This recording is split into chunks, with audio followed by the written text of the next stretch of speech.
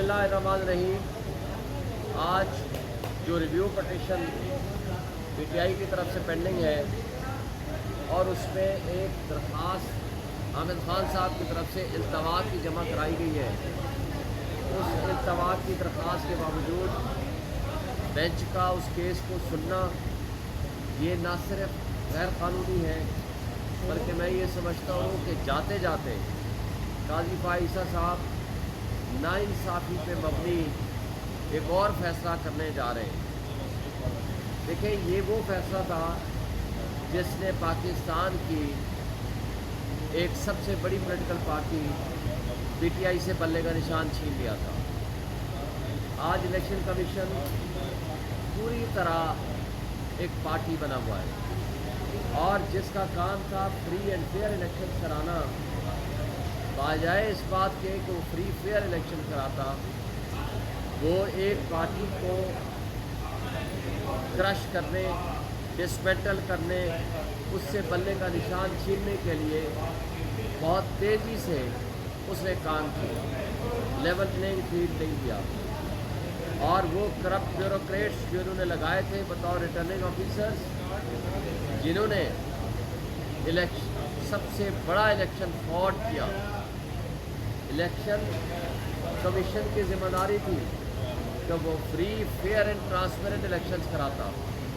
उन्होंने free fair and transparent elections कराने की बजाय उन्होंने फ्रॉड इलेक्शंस के ऊपर प्रोटेक्शन दी। और जिस तरह काजी फ़ाइज़ साहब जाते जाते इन फैसलों के ऊपर मोहर तस्दीक सब करना चाहते हैं जो उसने खुद 13 जनवरी 2024 को नाइंसाफ़ी का फैसला किया था, जिसके नतीजे में हमसे मखसूस नशिस्तें छीन ली गई थी। आज मखसूस नशिस्तों का फुल कोर्ट का फैसला आने के बावजूद इलेक्शन कमीशन उसके ऊपर बैठा हुआ है। इलेक्शन कमीशन अपनी ड्यूटीज़ परफॉर्म नहीं कर रहा। इलेक्शन कमीशन एक पार्टी बना हुआ है और उन सबको प्रोटेक्शन ऊपर से काजी फ़ाइज़ साहब दे रहे हैं। ये काबिल अफसोस बात है। तो मैं ये समझता हूँ कि अब काजी साहब का कन्फ्लिक्ट ऑफ इंटरेस्ट है इस तरह के केस को ना सुने, क्योंकि वो ज़ोकार जो आईनी अदालत बनाने के रास्ते में वो राह हमवार कर रहे हैं, जिसके वो खुद चीफ जस्टिस बनना चाहते हैं। इन कठपुतलियों के लिए ये 25 तारीख, जिसको वो खुद कहते हैं, ये ज़रूरी भी है और मजबूरी भी है। मैं उनसे पूछता हूँ, तुम्हारे लिए ज़रूरी क्यों है और मजबूरी क्यों है? मजबूरी इसलिए है कि आपको एस्टेब्लिशमेंट ने एक खैरात में लारा दिया हुआ है कि आप हमारे लिए ये काम कर दो, लोगों के हुकूक को अतल कर दो, पॉलिटिकल पार्टीज़ के ख़िलाफ़, पीटीआई के ख़िलाफ़ ये फ़ैसला करा दो और लोटे तोड़ के ले आओ तो हम आपको इक़्तिदार में भीख में कुछ दे देंगे। और मजबूरी और ज़रूरी इसलिए वो कहते हैं कि काजी फ़ाइज़ साहब नाइंसाफ़ी के तमाम फ़ैसलों को यहाँ वो प्रोटेक्ट करेंगे। अब मैं ये समझता हूँ कि पाकिस्तानी कौम जाग उठे। ये पाकिस्तानी कौम के जो अवाम का हक़ के हुक्मरानी है उसके ऊपर डाका डाला जा रहा है, निज़ाम इंसाफ पे डाका डाला जा रहा है। कानून चंद लोगों के हाथों में खिलौना बन चुका है। आइन की पामाली सरेआम हो रही है और इस तरीक़े से मुआशरे तबाह हो जाया करते हैं। देखिए, कुफ्र के निज़ाम के साथ तो मुआशरे कायम रह सकते हैं, लेकिन जुल्म के निज़ाम के साथ मुआशरे कायम नहीं रहते। कौमें और मुआशरे तरक्की नहीं करते। आज की हालत है कि जिन्होंने IPPs के ज़रिए, मनी लॉन्ड्रिंग के ज़रिए और करप्शन के ज़रिए अपना पैसा मुल्क से बाहर शिफ्ट कर दिया है, हाँ वो मुस्लिम लीग नून की लीडरशिप हो या पीपल्स पार्टी की लीडरशिप हो, और आज एस्टेब्लिशमेंट ने उनको दोबारा इस कौम पे मुसल्लत कर दिया है जाली इलेक्शन के ज़रिए, फ्रॉड करके, और उन कठपुतलियों को पार्लियामेंट में बिठा दिया है। मुझे बताएं, जो एक ऑनेस्ट लीडर है وہ ہے عمران خان.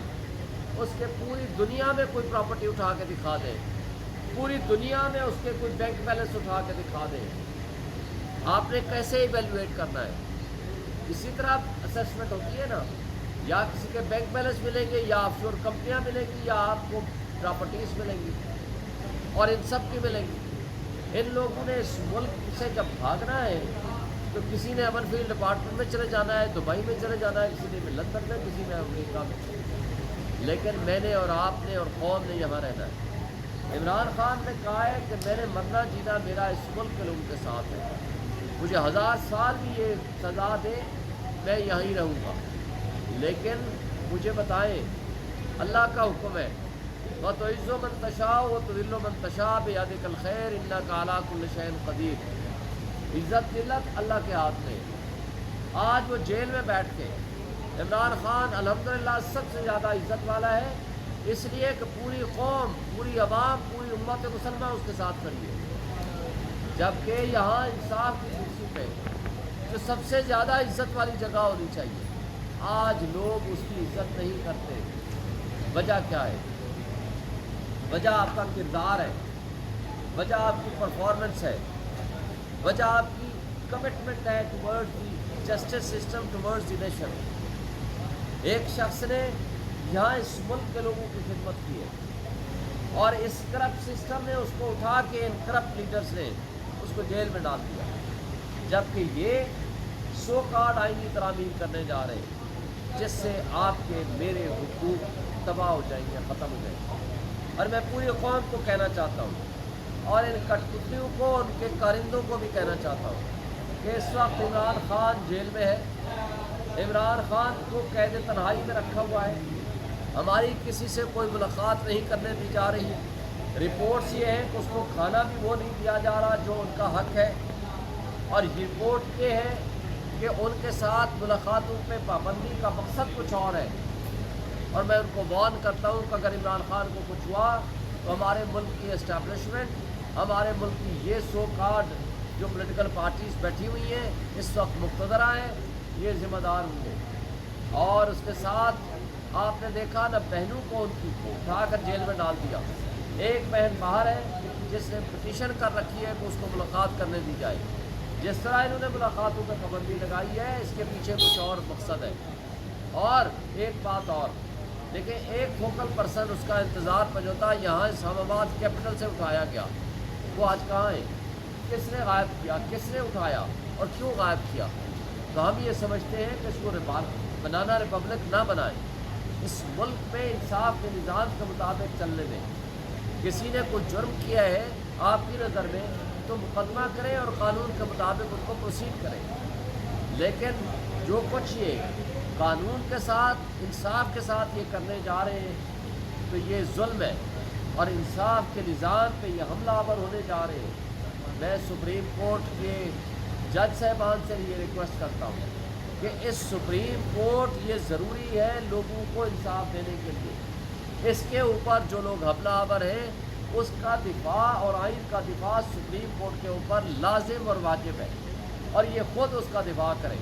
اور الیکشن کمیشن جس طرح پارٹی بنا ہوا ہے ان کے خلاف نہ صرف پروسیڈ کریں بلکہ ان سے یہ عہدے واپس لیں, کیونکہ انہوں نے اس ملک کے آئین کو توڑا.